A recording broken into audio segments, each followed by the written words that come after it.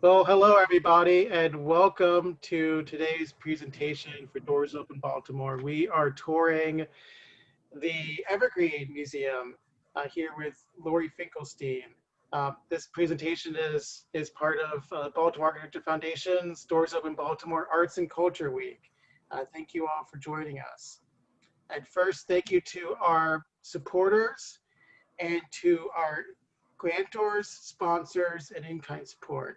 It's because of your support that we're able to host Doors Open this year and have programs throughout the entire month of October with many more to come.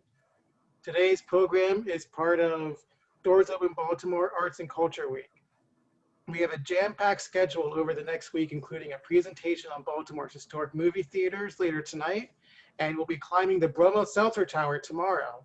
If you enjoyed today's tour, I hope you will join us for our tours of the Garrett Jacobs Mansion next week on Tuesday and the Homewood Museum next Wednesday. See these and all the Doors Open offerings at www.doorsopenbaltimore.org. I also encourage everyone to participate in our Instagram at Home photo contest. We'd love to see photos of buildings around your neighborhood. Use the hashtag DoorsOpenBaltimore to participate. And now for today's presentation. We're joined by Dr. Lori Finkelstein, Director and Curator of Evergreen Museum and Library and the Interim Director of the Homewood Museum. Please add questions you have for her in the Zoom chat box. We will get to as many as we can at the end. With that, Lori, please take it away. Thank you, Nathan. I am going to pull up my presentation and I'm thrilled to be able to join in all of your lunch hours. So let me get my screen share started and I'll make some welcome and introductory remarks myself. All right, Nathan, thumbs up. Can you see it? Looking good. All right, let me just make sure I can advance it. Nope. Yes, perfect. All right.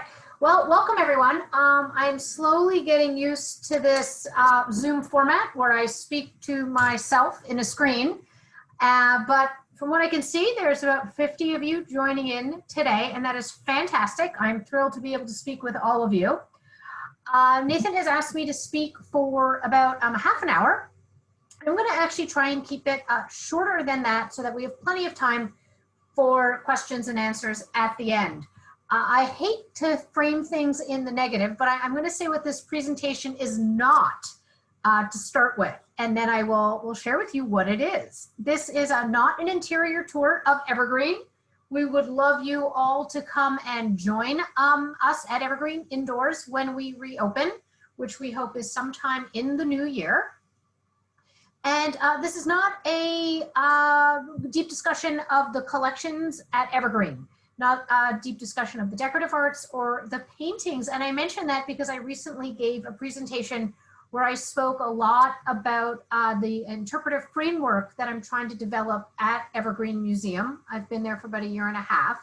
And at the end of that whole presentation, I got asked why I didn't mention the Modigliani painting. And so I just want to set expectations. What I'm thrilled to be able to share with you today is a very brief virtual outside tour of the building to give you a sense of how the space architecturally developed over time, which I think is quite appropriate for an open doors Baltimore experience. And this is the type of tour that we hope to be able to offer down the road in real time. And so when we reopen, we are hopeful that we will be able to do more tours and explorations of the architecture of the building, because it really tells a very interesting story of a century's worth of the built environment in Baltimore. So 2 parts to the presentation today. I'm going to help orient you a little bit to our property and our history, and then I'm going to explore in more detail some of the architectural changes to the building over time. And I'm thrilled again to be able to answer questions at the end. So here we have the start to part 1, orienting ourselves to the property. And I'm showing you an image, late 19th century image of the house and the property, and I will come back to it again. And what you can, in a few minutes, but what you can see here really quickly is that the original Evergreen was a large house for its time, but much smaller than what it eventually becomes. And in the image that you see here, you see the Italianate style home as it was originally constructed. If you follow my cursor, you can see the carriage house as it was originally constructed, and you can see some outbuildings in the back. I should mention, I'm making an assumption that everyone knows what Evergreen is. And in this world of Zoom, for all I know, some of you are sitting in other countries and are completely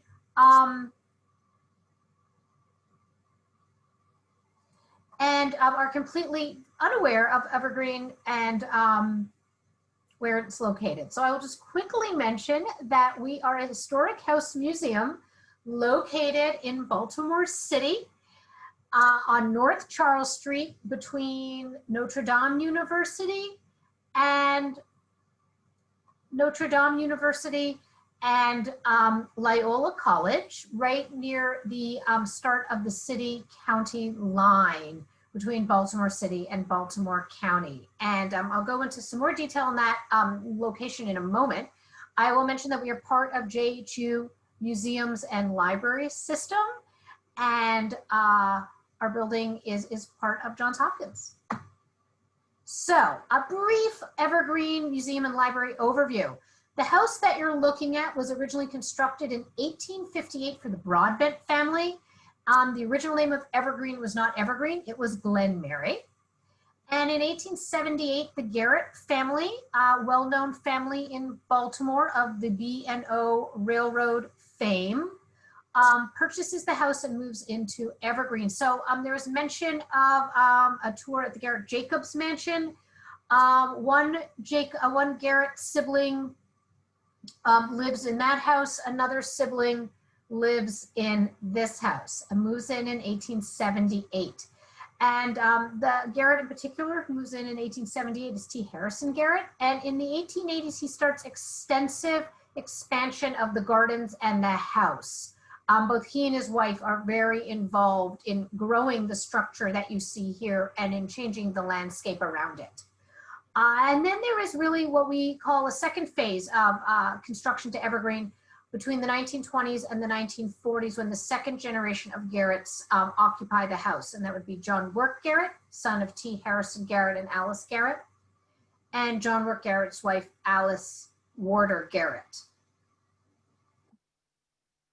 So that's a big red arrow, and it's encouraging you to note Charles Street. So the folks on horses and carriages who you see in the forefront of this photo are riding along Charles Street. And again, a close-up photo of what the house looks like in its early years when it was occupied by, photos a little bit after the Broadbents leave the house from what we understand, but before the Garretts move in. So really, this is the earliest image that we have of the house, and we're very grateful to have it. So Glen Mary, 1857 to 1858 is when we think it was constructed. As I mentioned, it was the home of the Broadbent family. Stephen Broadbent was a lottery dealer, and he moves into the house with his wife and many children and many servants. The house was constructed by John Hogg, a local architect and carpenter. Our architectural records seem to indicate that this is what we would today call a design build. Some of the architectural analysis that have been done of the house likens it a little bit to perhaps a McMansion today, in that the footprint that Hogg used was not dissimilar to the footprints of other large mansions in Baltimore. And then he kind of tacks on some architectural features that you can see here: the Corinthian columns, the other details on the top of the house, as you can see, sort of right on top of the gutter over there. A lot of the detail, all where my cursor is, we're sort of, sort of prefab mid-Victorian add-ons to give the house a stately appearance. Cupola, and then in the back, what was likely a two-story servant's wing on the back of the house. And if I scooch back here, you can see it here as well. So Evergreen, though, does not maintain that original size for long. Within 2 decades of its construction, the Garrett family moves in, and over the course of 40 to 60 odd years, they make many expansions both to the house and modifications to the grounds. And here's an aerial view of the house. I'm going to come back to it many times during the course of this conversation. And you'll be able to sort of see it more in depth. What's interesting about this aerial view, I think, is that if you see the carriage house here, it appears much closer to the mansion than it does, for example, in this image. And I think that that was maybe perhaps some artistic license on the part of the person who drew this earlier image. The landscape itself and the estate looks much grander when the carriage house is farther away. So again, a comparison, 1866 to the early 20th century, you can really see how the house grows in relation to the property.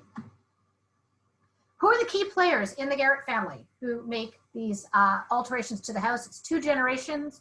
On the right hand of the screen, Alice Whitridge Garrett, Alice Whitridge Garrett, shown with her 3 sons. And also on the left side of your screen, John Wirt Garrett and Alice Warder Garrett. So again, a little timeline here in terms of architect. 1858, as I mentioned, an Italianate and Greek Revival home at its core, built by John Hogg. Between 1882 and 1886, a lot of romantic, eclectic Victoriana added to the house in keeping with that time period by the architects who you see listed there. In the early 20th century, more changes to the house by known architects Renwick, Aspinwall, and Owen.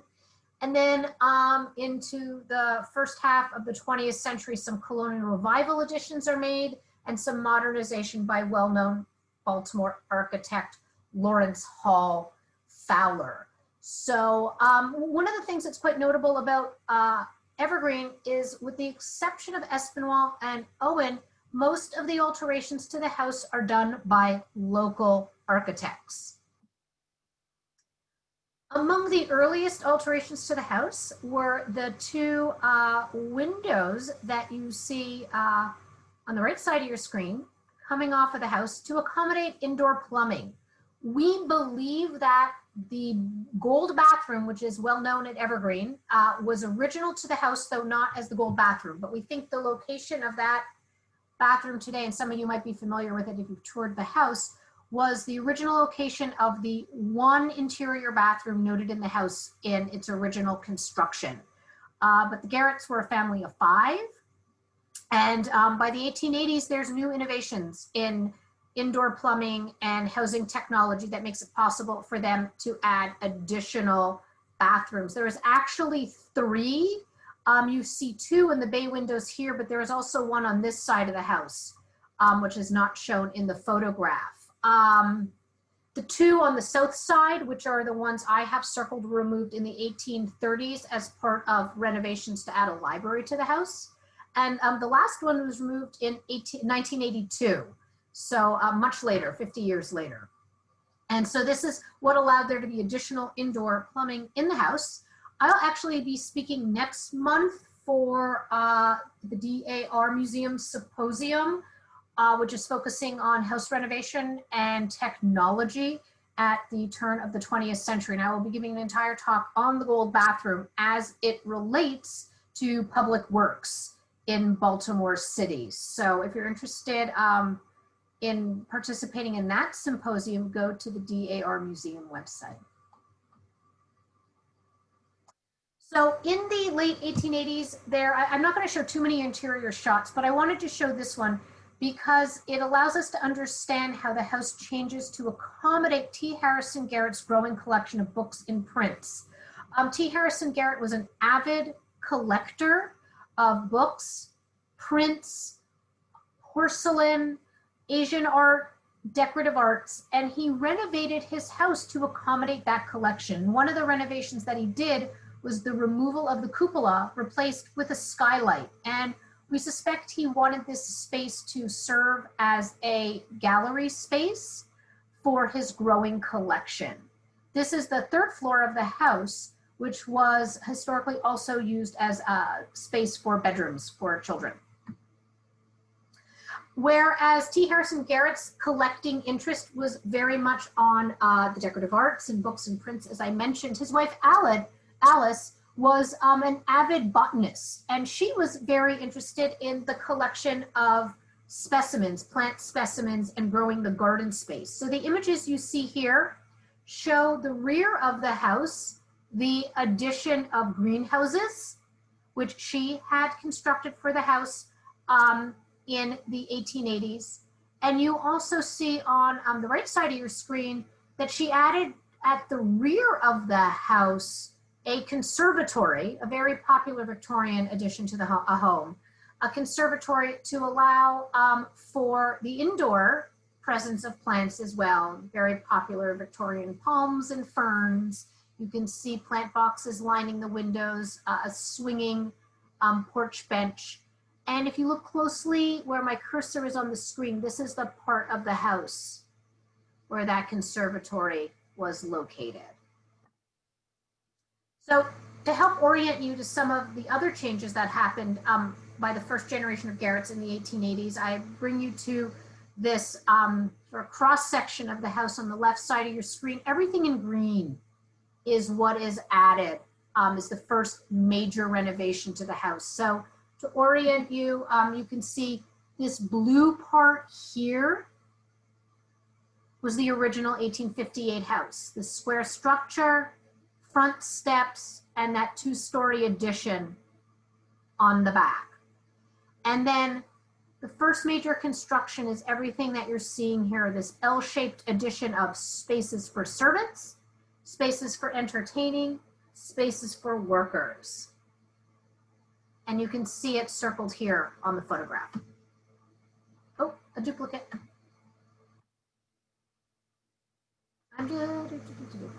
So Garrett's husband dies in the late 1880s, and she leaves the house with her three sons for many years, and then she returns and she continues to make additions to the home. She adds additional servants' quarters here, the two shades of purple, shown where this oval is here. And she also adds a new entrance to the house over here. So the original entrance is here where my cursor is in blue. And she adds a second entrance here to allow for guests to come and pull up their carriages and enter the house in a more grand sense. And that exterior entrance also coincides with many new additions, with a new entrance on the inside. That really, the idea is that for people to be able to kind of have a sense of more grandeur when they enter the home. Alice Richards Garrett dies in 1920, and her son John Wirt Garrett and his wife inherit the house and themselves start to make many changes to modernize the home. And what I've shown you here is a view from the back. They add the library, the very well-known Garrett Library interior view here, and shown here in the light purple. And they also add another additional library space over here, and that's what causes the removal of those two bump outs for the bathrooms that I mentioned. And you can also see this outside shot gives you a good sense of that servant's wing over here that was added in the 1880s, and the other servant's wing behind it that was added at the turn of the 20th century. You can see up here that the conservatory is removed over time, and you can see that the whole back of the house gets cleaned up quite a lot. If we go back to this image over here, again, highlighting that conservatory, and you can see that the back of the house is a mishmash of shapes and structures and sort of add-ons to accommodate the needs of servants working in the house. That's not an architectural term, mishmash. I am not an architect, but that's just really what it looks like to me. The back of the house was not particularly attractive. And so when the second generation of Garretts start to renovate the house, they really clean up the back of the house. And you can see that here. They also change a lot of the landscape. They do one really big change to the landscape in the 1930s. So if you look at here at 1920, this is sort of the garden plan that is left to them by Alice Whitridge Garrett. You can see the house here, number 1, the addition, servants' quarter addition to the house over here, upper terrace, and then number 5, number 7, 8, 9, all of these numbers here indicate those greenhouses that Alice Whitridge Garrett added to the property. And between 1920 and 1935, the second generation of Garretts really think hard about how they want to change this garden plan. And what they end up with by the 1930s is a much more streamlined Italianate garden. So they really shift from a Victorian landscape to a more Italianate landscape. The greenhouses vanish. They were apparently incredibly expensive to maintain. And 2 terraces are built. There's some terracing on the sides of the house, a much more streamlined space. And the reason for that is because, as you can see, there is a terrace built here that we very fortunately were able to restore earlier in the year, right before we closed. And the second generation of Garretts would have performances and concerts on this terrace, and the landscape was much more in harmony with that. So this is a view of the back of the house today. And this is an aerial view of it, which I snapped from my office. So you can see, you get a sense of the terracing, and you can see that this is where all those greenhouses were. Many of them up here. The carriage house is off to the right side of your screen.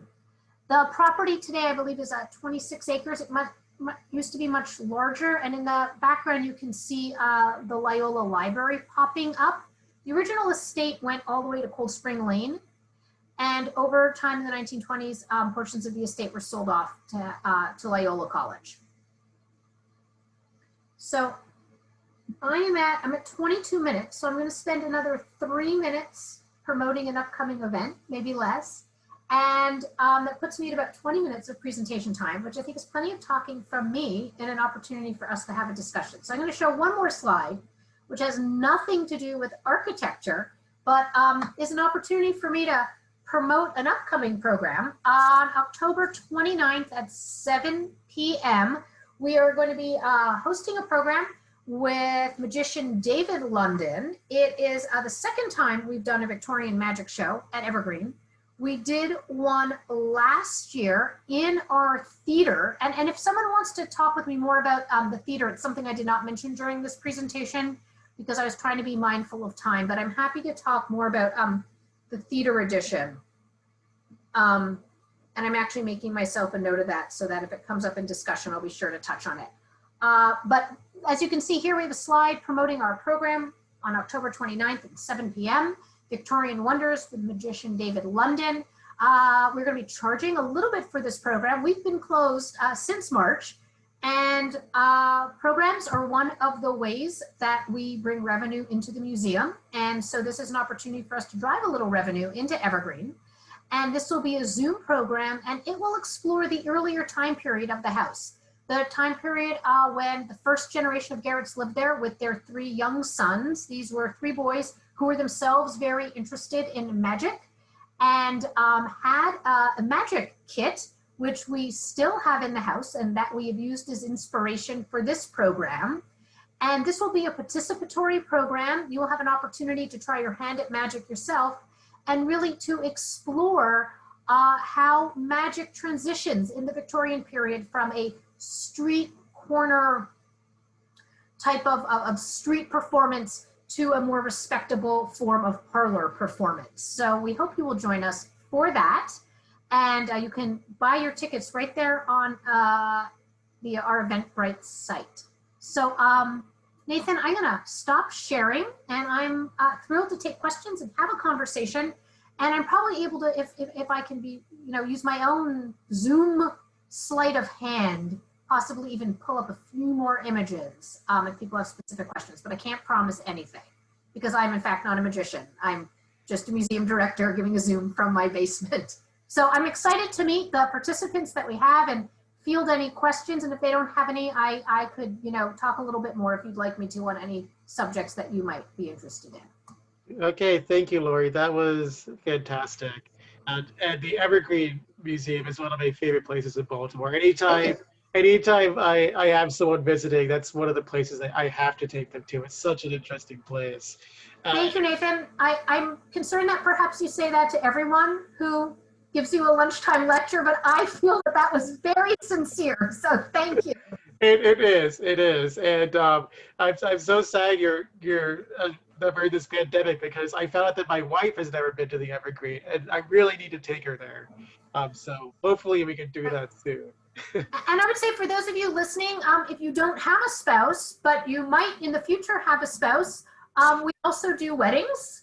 And we're not doing those at the moment, but we are hoping that next summer we will be able to start up that part of our operation as well. It's another way that we drive revenue to the museum. So bring your current partner or a future partner to Evergreen when we reopen. We would love that. Great. And so my first question here is, you mentioned the theater wing, and the theater is a really special place in Evergreen. Can you talk a bit more about how that was conceived and what it is? Yeah, so you know what? I'm actually going to share my screen again. Okay. And I'll do that.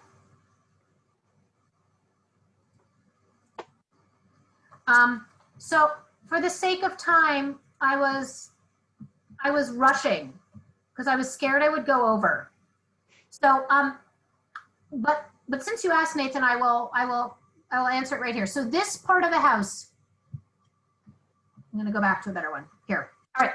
So this part of the house here, this green L, I focused on the fact that it added a significant amount of servants' quarters to the house, but it added something else as well. It added this part here that we call the cote perchere, which connected the original part of the house to the new part of the house.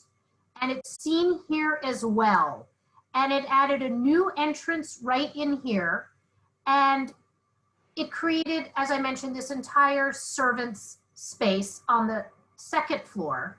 And on the ground floor, it added a billiard room for T. Harrison Garrett. It added a bowling alley for the boys. And it also added up on the second floor a teaching space and a gymnasium for them. So the boys were homeschooled until they went to Princeton. T. Harrison Garrett built himself what we would now call a man cave of sorts, though it wasn't underground, for his gentlemanly pursuits. And in the 1920s, so if we scooch ahead to here, in the 1920s, before the library edition is made, and I didn't show an interior photograph of it, Allison Warder Garrett converts that gymnasium and classroom space into a theater where she did performances and where the musical artists who performed on the terrace would also perform indoors. She made many renovations to the interior of the home to modernize it, and that was one of them.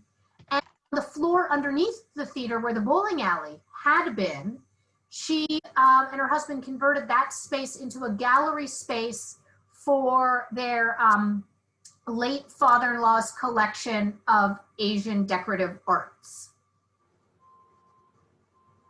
So I hope that answers that. Great, thank you. And I have a question here. How did the property end up being part of Hopkins? Awesome question, thank you. Each time you do one of these presentations, you don't include something and then you make a note to include it next time. And this was one of the things that I actually left off that I've been asked before. John Wirt Garrett, so the second generation to live there, wills his collection of books. So what you saw in that Garrett Library and the building to Johns Hopkins University. And he dies in 1942. His wife outlives him for another decade. She dies in 1952, and when she passes, the university begins to use the museum as exhibit space and also office space but it was basically his book collection and the building were willed to the university by John Work Garrett. All right. I have one person here, Mary Ann, you said that she used to live on the property at the cottage and her father worked there. That's really cool. Yep. So I would love it if I would love to get in touch with her. I made a note. I'm gonna put my phone number, my email address, if I may, in the chat. And Marianne, I would love to hear from you.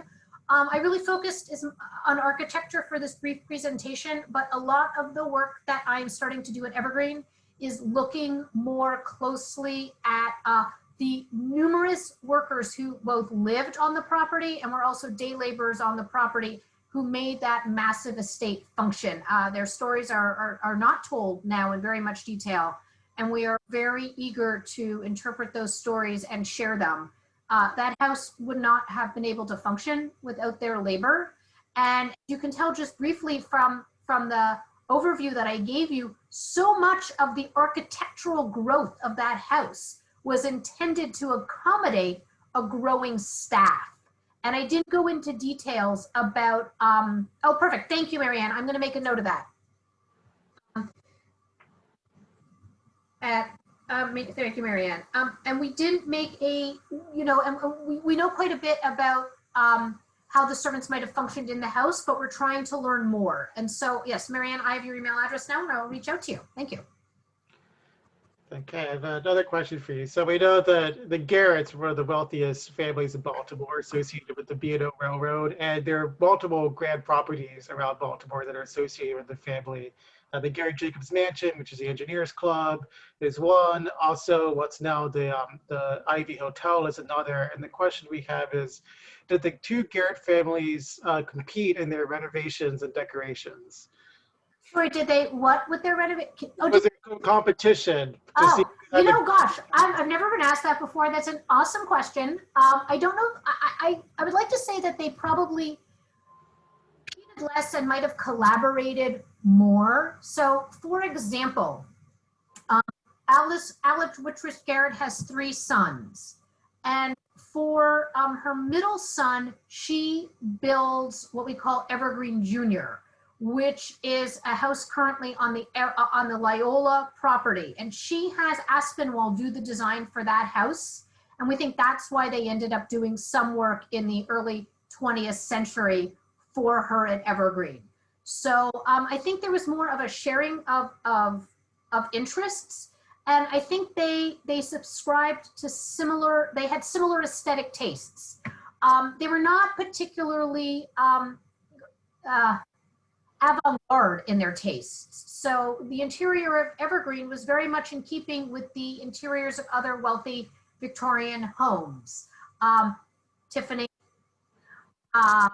Victorian eclecticism, so Moorish design, Islamic design, what would have been called at the time Oriental decorative arts. But that is something to look into. I think there was, what I'm more aware of is perhaps competition or disagreement on politics. We know, for example, at the Garrett Jacobs Mansion, they talk about the differences between, I think, Elizabeth and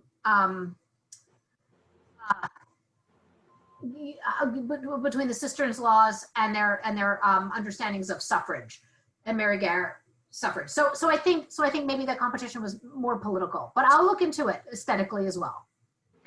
Great. And another question relating to the family: why did Evergreen end up going to the university instead of being passed down in the family? John Work Garrett and his wife Alice Warder Garrett had no children. John Work Garrett's brother Robert Garrett had many children. He had his own estate across the street called Attica, which was later demolished and became the Boomy Temple, which was later demolished and is now the site of the Loyola Athletic Complex. So I think there was aspects of their estates that were given to nieces and nephews, but the house and the book collection was given to the university. John Work Garrett very much wanted his book collection to be used and for there to be continued scholarly interest and access to the collection that he assembled, a lot of which was assembled in homage to his father and the interests of his father as a book collector. And can you speak a bit more about the library collection? It is a really impressive collection that you have at the Evergreen. I can't actually speak too much about it because I mean I could tell you what I explained. I could tell you a little bit about what's in it. There's Audubon folios. There is there's collections that I believe have a documentation of every signer from the Declaration of Independence. There is a really broad collection of books. And the reason I can't speak especially knowledgeably about it is because I'm actually not the curator of the book collection. I am the curator of the house and the decorative arts collection and the painting collection, but the book collections are overseen by book curators at Johns Hopkins University. I will say that if you are interested in learning more about thank you, Amy. My colleague just chimed in 30,000 volumes as she saw me stumbling through that answer. Thank you, Amy. I'm glad you have my back here on Zoom. Feel free to jump in as I lose my steam more during the course of my lunch and talk. I might have to hydrate a little to keep my stamina up. So we're actually, that is part of our organizational structure. And so there's different curators who oversee different aspects of the collection. I don't actually even touch the books. I don't handle the books. When we're interested in showing the books to the public, my curatorial counterparts at the library come in and do that work. I will mention, however, that if people are interested in learning more about the book collection, it's all accessible on the Johns Hopkins University online book catalog called Catalyst. And if you limit your search to Garrett Library in the search fields, you can see many of the books in the collection. And we, when we reopen, would be happy to make an appointment for you to see some of them in person. Amy also chimed in many early maps. That's right, and all those maps. On the settlement of Maryland and the Virginia colonies. Thank you, Amy. It takes a village. Many of those maps are digitized and they are digitized. Of old Baltimore. It's such a fantastic resource. Yeah, there is an unbelievably amazing map collection at Sheridan Libraries, and I have been using it extensively to better understand how the Evergreen landscape changed over time. So I spent a lot of time this summer pulling maps from the late 18th century through to the mid 20th century to show how Evergreen in relation to its neighbors evolved over time. And we're hoping to do some exhibits on that down the road, actually. And I have a question of my own here. So it was really interesting to see how the building changed over time. And so one question I have is, it's really into historic preservation and also curation, is how do you, when you're restoring the building, how do you decide what period to restore to? And when you're curating the interior, how do you decide how to decorate by period? Awesome question. Thank you, Nathan. The house has not been changed interpretively very much since the 1990s, when there was a very large interior and exterior renovation. And at that time, they pretty much decided to interpret the house to how it was left when Alice Warder Garrett died in 1952. There are a few exceptions. One exception is that on the main floor of the house, there is what we call the reception room. And that part of the house is interpreted to T. Harrison Garrett's time period. So it's much more of that eclectic Victoriana in terms of design. And many of the objects that he valued very highly are in that room. And it allows us to start to tell the story about the first generation of the family in there, and then move through the rest of the house.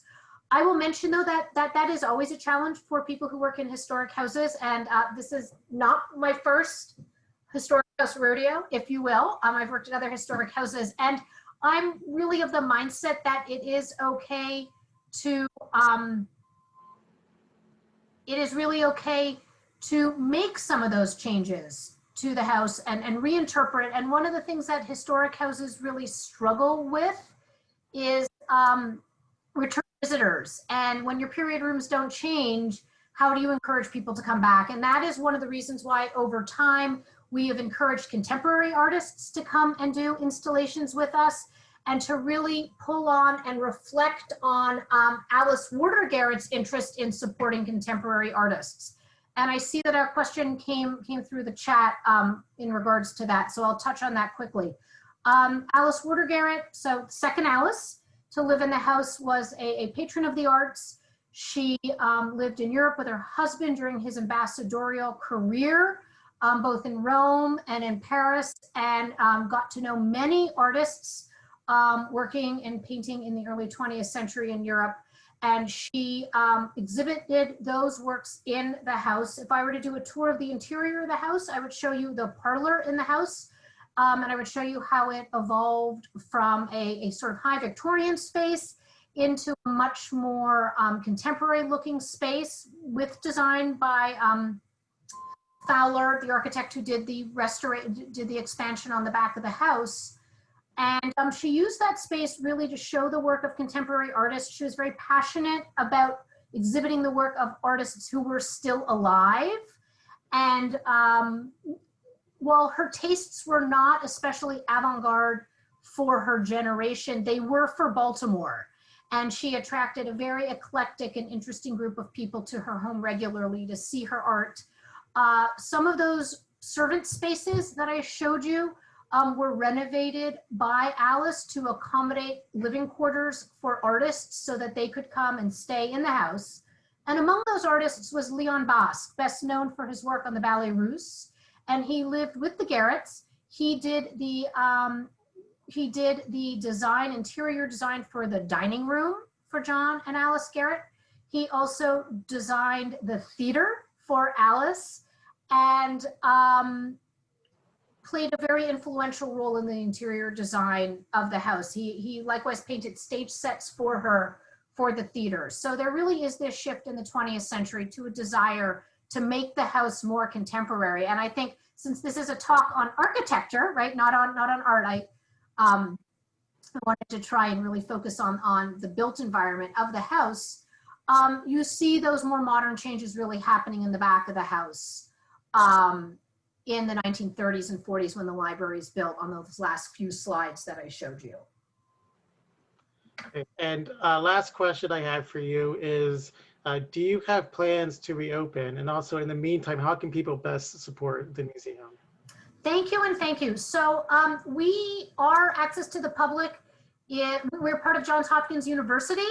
So as Johns Hopkins University makes its decisions about reopening and making itself accessible to the public, we will fall under those decision-making guidelines. So we're close through to the new year. We are open to Johns Hopkins students and faculty for research purposes. So if any of you are on this Zoom and you have a research need or interest, just reach out to me, and we can accommodate those research interests, but we're not open to the public yet. And the way you can support us is by coming to the magic show and buy a ticket for that and become a museum member. We are about to launch an awesome new website for both museums.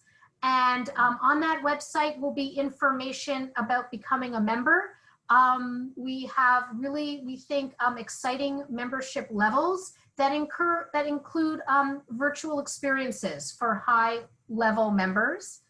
And just keep coming to the virtual programs that we're doing. We have a great fall calendar of programs coming up, both at Evergreen and at the Homewood Museum. And if you have specific questions about anything, you are highly encouraged to contact me, and I'd be thrilled to chat with you or email with you about what we're doing. Okay, thank you. And please, we have, if everyone wants to look in their chat, my incredibly helpful colleague Amy has put up the email address where you can reach out for information about becoming a member. And frankly, becoming a member is the best thing you can do to support us while we're closed, because those membership dollars directly support the museum and our programming. Great. Well, thank you, Lori. This was a fantastic presentation, and I hope you can join us next week when we tour the Homewood Museum, a completely different building, also spectacular. And you can find out more information about that tour and everything else that we're doing at www.doorsopenbaltimore.org. Thank you. Nathan, if I could just thank you so much for inviting me into all these people's spaces today. I am super grateful for the opportunity to talk about Evergreen. I tried to touch on as many different facets as I could, but again, really wanted the focus today to be on the architecture of the building, those exterior developments, just a kind of a snapshot for this brief presentation. But I'm happy to share more, and we're really looking forward to doing more interpretation and explorations of the grounds and the building over time. That's going to be a real emphasis of mine while I'm at Evergreen, and looking more at all the diverse stories of all the different people who made the house possible. I'm looking forward to it. Thank you. Thank you. Thanks, Nathan.